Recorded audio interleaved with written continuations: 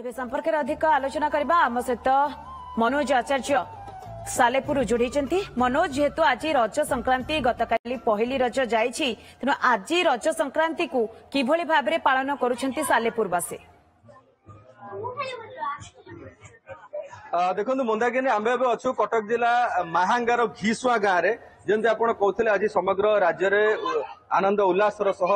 आज द्वितीय रज पालन होती आम जो अच्छु ये निरा ढंग से रज पालन हो कारण एठारे विशेष परंपरा रही कंढई पूजा परंपरा आप देखिए राज्य में विभिन्न आड़े रज पालन होठारे कंढई पूजा होउछि एवं विभिन्न प्रकार कंढई को सेमाने पूजा करुचंती जो विभिन्न जीवजंतु माने अच्छा गछ बुछ अच्छा एवं कंढई मनीष कंढई माने अच्छा जहाँ तांकर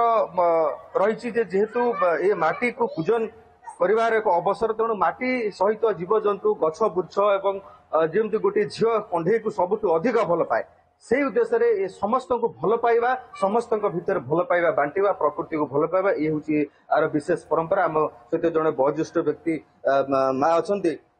आम सहित कथा माँ ये कंढई पूजार कौन रही विशेषत्व प्रथमत आम यही माटी के आम सब पूजा कर वन रक्षा करने जंगल सुरक्षा करने आम ये पशु पक्षी की पूजा करूँ जेहेतु सुरक्षा रखापी आम कंढई की जेपरी पूजा कर वन्य जंतु को सेहीपरि यही 3 दिन देखो ये हूँ देखो जो भाव में कंढई पूजा है पिठा मिठा मनोज एठी नियारा ढंग से पालन करा जाउछि एवं कंढई की पूजा करा जाउछि एही रज उत्सव में। बहुत बहुत धन्यवाद मनोज आपनकर तमाम सूचना पाए।